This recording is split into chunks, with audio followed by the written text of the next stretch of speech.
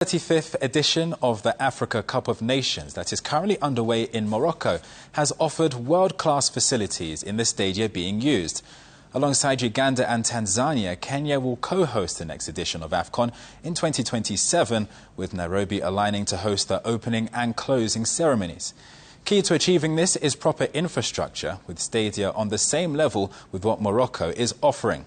The iconic Talanta Stadium is now nearing completion, and as Steve Shitera reports, it is a blend of modern technology and rich cultural symbolism that makes it one of the best facilities on the continent.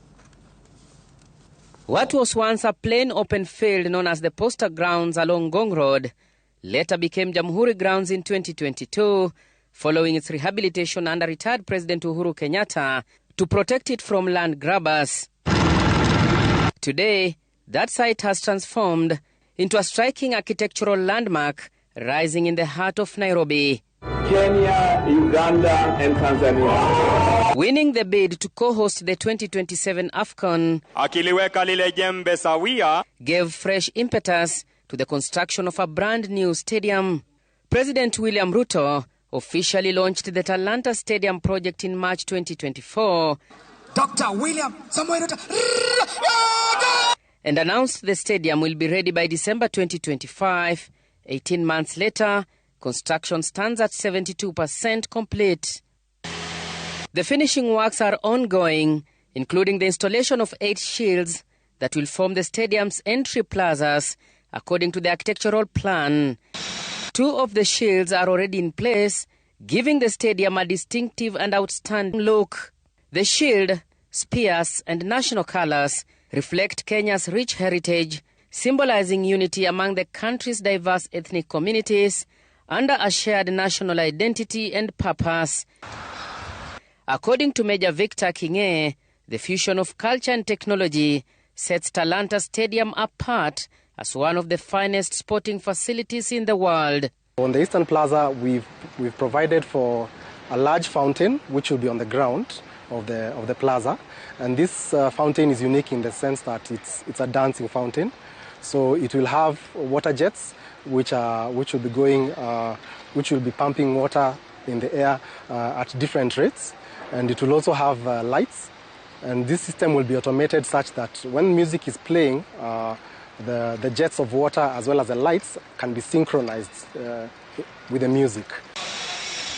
The contractor has committed to delivering the stadium by March 2026, 3 months behind the initial timeline, citing expanded infrastructural design as the reason for the extension.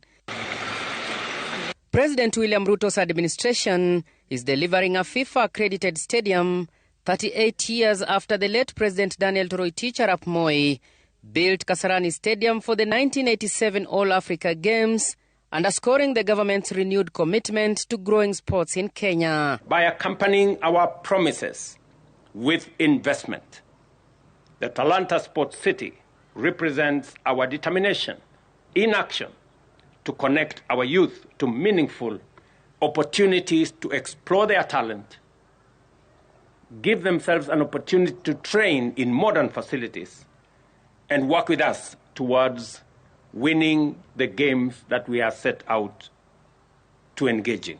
It was a very ambitious project, but at the same time, it is aspiring to what we want to become as a nation. And when you consider the standards that have been set by the governing bodies, that is CAF and FIFA, it is a requirement that you achieve for something greater than what you've seen locally. And I believe that is what the team here at Talanta have managed to achieve. Once complete, President Ruto has announced plans to rename the facility to Raila Odinga International Stadium in honor of the late Right Honorable Raila Odinga, a passionate sports enthusiast who rarely missed Harambee Stars or Gor Mahia matches. Mumesema ipatiwe jina la Raila Amolo Odinga International Stadium. Nimewasikiza na tukikamilisha tutafanya hivyo. Talanta Stadium stands a better chance of hosting the opening and closing ceremonies of the 2027 Africa Cup of Nations. firmly placing Nairobi at the center of Africa's biggest football spectacle. It's come the way of Ogam. Ogam turns left, fires home! As co-hosts, Kenya, Uganda and Tanzania will automatically qualify for the tournament regardless of their performance in the qualifiers. Steve Shitera, Citizen Sports, Talanta Stadium, Nairobi.